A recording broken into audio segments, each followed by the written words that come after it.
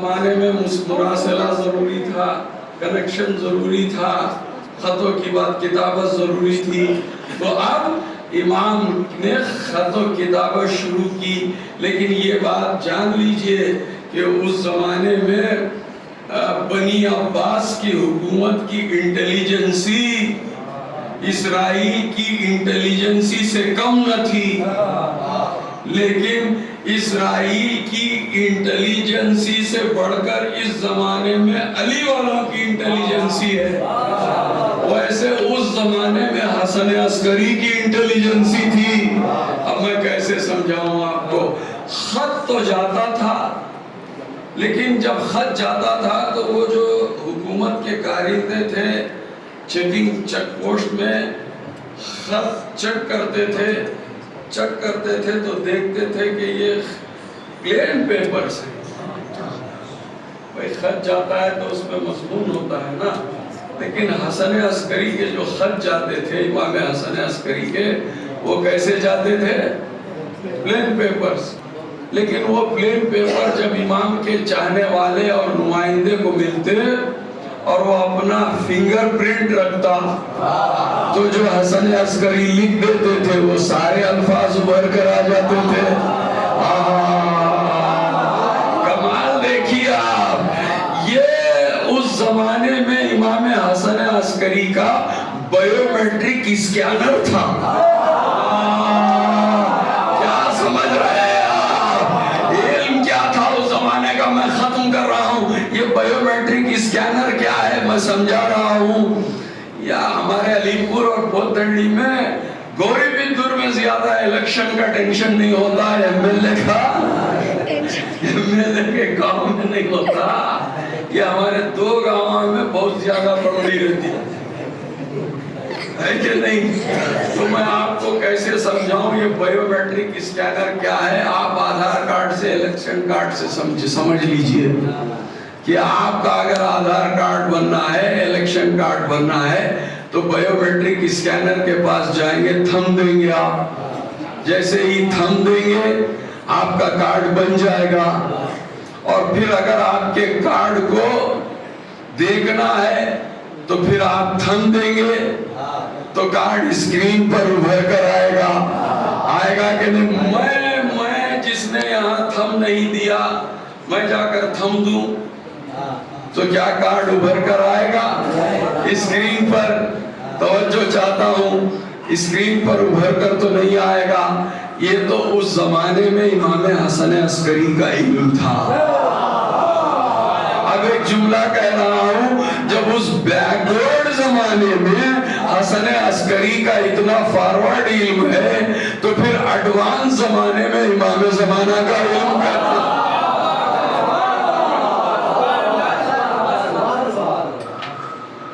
مگر بات یہ ہے کہ اگر میں انگلی رکھوں یہاں آ کے تھم امپریشن ڈالوں تو کیا کارڈ ابھر کر آئے گا؟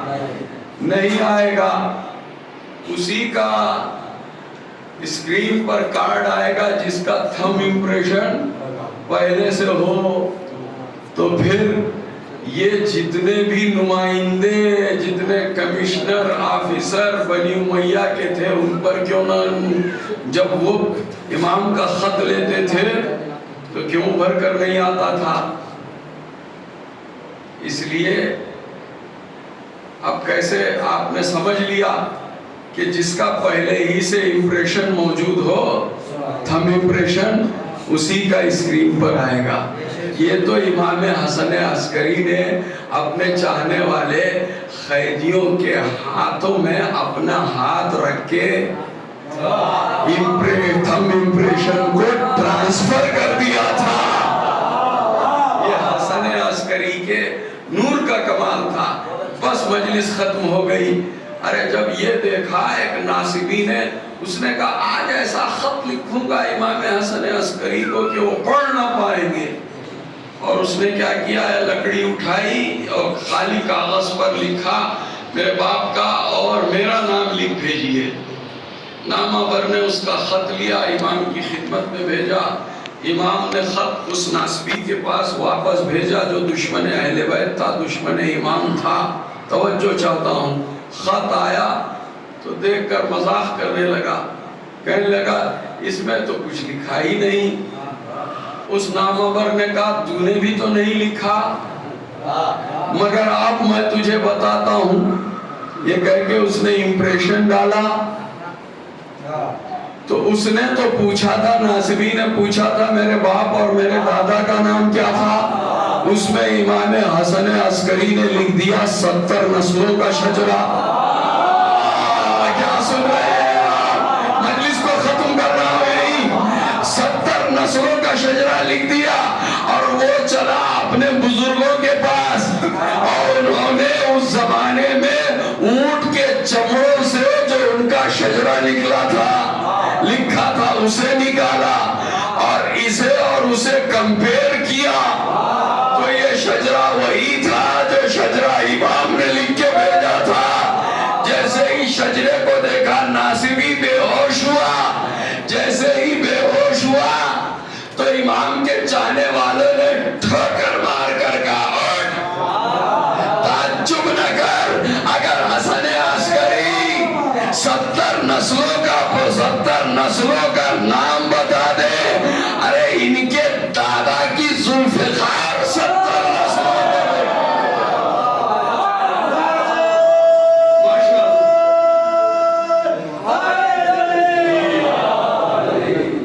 ان کے دادا کی ذوالفقار 70 نسلوں کو دیکھتے، اور جس کی ذوالفقار 70 نسلوں کو دیکھتی ہے، اسی کی اولاد کے ساتھ کیا سلوک کیا گیا؟ بھوکا رکھا گیا، پیاسا رکھا گیا، اور ان کی بھوک اور پیاس پر ہم مسلسل روتے رہے، یہاں تک کہ ایام گزر گئے، محرم کے ایام گزرے، سفر کے ایام گزر گئے، عزادارو آخری مجلسیں آ گئی، الوداعی مجلسیں آ گئی، رو لیجئے اور بی بی زہرا کو پرسہ دے لیجئے اور بی بی زہرا سے معافی مانگ لیجئے۔ شہزادی ہم نے 2 مہینے 8 دن گریا تو کیا، لیکن حق گریا ادا نہ ہوا۔ بی بی ہم نے ماتم تو کیا مگر حق ماتم ادا نہ ہوا۔ ہم نے فرش مجلس بچھائی لیکن یہ بی بی اس طرح بچھا نہ سکے جو بچھانے کا حق ہے۔ اے میری شہزادی، اگر ہم سے کوئی قصور ہو گیا ہے، ہم سے کوئی غلطی ہو گئی ہے عزاداری کرنے میں، ہمیں معاف کر دینا، ہمیں معاف کر دینا۔ اگر زندگی باقی رہی تو پھر ہم حسین کا ماتم کریں گے، جی بھر کر روئیں گے، جی بھر کر عزاداری کریں گے۔ ہاں عزادارو، رخصتی کی مجلس ہے، کیسے رخصت کریں حسین کو؟ ہمارے گھر ویران ہو رہے ہیں، ہمارے عزا خانے ویران ہو رہے ہیں، اب وہ بی بی ہمارے عزا خانے میں نہ آئے گی۔ ارے جو بی بی فرش عزا پر بیٹھ کر کسی گوشے کی تنہائی میں کہہ رہی تھی ہائے حسین،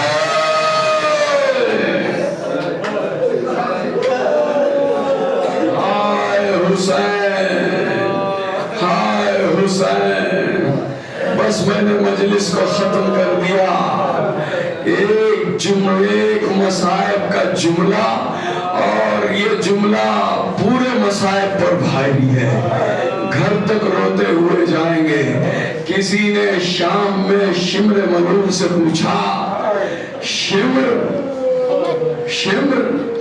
کیا تو نے خنجر کو کند کر دیا تھا؟ اس نے کہا میں نے خنجر کو کند نہیں کیا تھا، میرا خنجر تیز تھا۔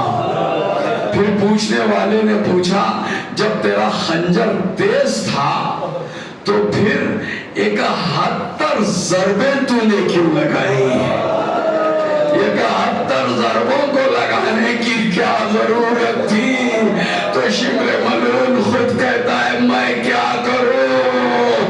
ارے جب بھی میں خنجر اٹھاتا تو ایک برخا پوش بی بی اپنے ہاتھوں کو حسین کی گردن پر رکھ کے کہتی اے شیم، ارے اسے میں نے چکیاں پیس پیس کے پالا ہے۔